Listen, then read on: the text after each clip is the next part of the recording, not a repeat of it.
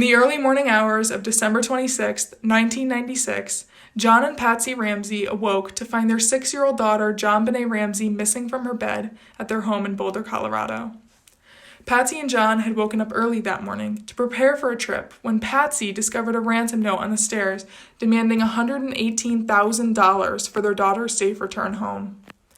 Despite the note's warning not to involve police, Patsy immediately called them, as well as friends and family, in order to aid in the search for JonBenét. Police arrived at the scene at 5:55 a.m. and found no signs of a forced entry. Before JonBenét's body was eventually discovered, there were many investigative mistakes made. Only JonBenét's room had been cornered off, so friends and family roamed the rest of their house, picking up things and potentially destroying significant evidence. The Boulder Police Department also shared evidence they found with the Ramseys and delayed conducting their informal interviews with the parents. At 1:00 p.m., the detectives instructed Mr. Ramsey and a family friend of his to go around the house to see if anything looked different. The first place they happened to look was the basement, where they found JonBenét's body. John Ramsey immediately picked up his daughter's body and brought her upstairs, which unfortunately destroyed potential evidence by disturbing the crime scene completely. Mr. Ramsey placed JonBenét's body on the couch in the family living room and covered her face with a blanket. This is very significant because anyone who touched that blanket's DNA was now on the 6-year-old's body, which greatly infected the investigation. During the autopsy, it was discovered that JonBenét Ramsey had died due to a strangulation in addition to a skull fracture. The fracture on her skull was 8.5 inches, which suggests that she was hit with a very hard and abrupt force to her head. Her mouth had been covered in duct tape, and her wrists and neck were wrapped with a white cord. Her torso had been covered in a white blanket, and there was no conclusive evidence of rape, as no semen was found on the body, although a sexual assault had said to be occurred. The makeshift garret was made using a length of a cord and a part of a paintbrush from the basement.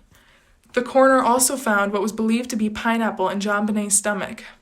Her parents, however, do not remember giving her any pineapple the night before she died, but there was a bowl of pineapple in the kitchen, which had her 9-year-old brother, Burke Ramsey's, fingerprints on it. However, this meant little, since time cannot be attributed to the fingerprints. The Ramseys maintained Burke was in his room all night asleep, and there was never any physical evidence to reflect otherwise. The initial investigation focused heavily on the Ramsey family for many reasons. The police felt that the ransom note was staged as it was unusually long, written using a pen and paper from the Ramseys' house, and demanded almost the exact amount of money that John had received as a bonus earlier that year. Additionally, the Ramseys were reluctant to cooperate with police, though they later said this was because they feared the police would not conduct a full investigation and target them as easy suspects.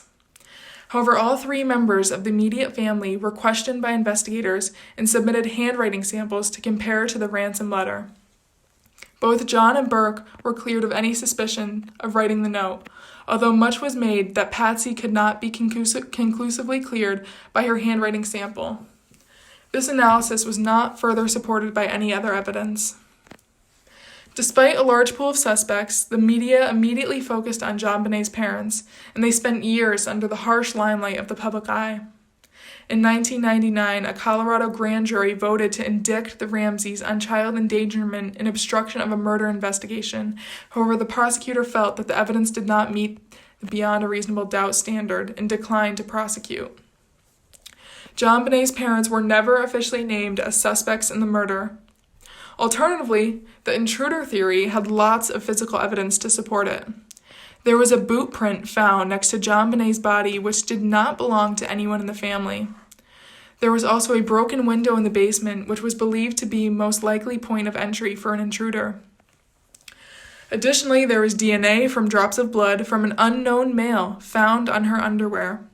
The floors in the Ramseys' home were heavily carpeted, making it plausible for an intruder to have carried JonBenét downstairs without waking up any members of the family. One of the most famous suspects was John Carr. He was arrested in 2006 when he confessed to killing JonBenét by accident after he had drugged and sexually assaulted her. Carr was eventually dismissed as a suspect after it was revealed that no drugs had been found in JonBenét's system. Police could not confirm that he was in Boulder at the time, and his DNA did not match the profile generated from the samples they had found. In 2006, Boulder District Attorney Mary Lacey took over the case. She agreed with the federal prosecutor that the intruder theory was more plausible than the Ramseys killing their daughter. Under Lacey's lead, investigators developed a DNA profile from touch DNA, which is DNA left behind by skin cells, on her long johns. In 2008, Lacey released a statement detailing the DNA and fully exonerating the Ramsey family, saying in part, "The Boulder District Attorney's Office does not consider any members of the Ramsey family, including John, Patsy, or Burke, as suspects in this case. We make this announcement now because we have recently obtained this new significant evidence that adds significantly to the exculpatory value of the previous scientific evidence. We do so with full appreciation for the other evidence in this case.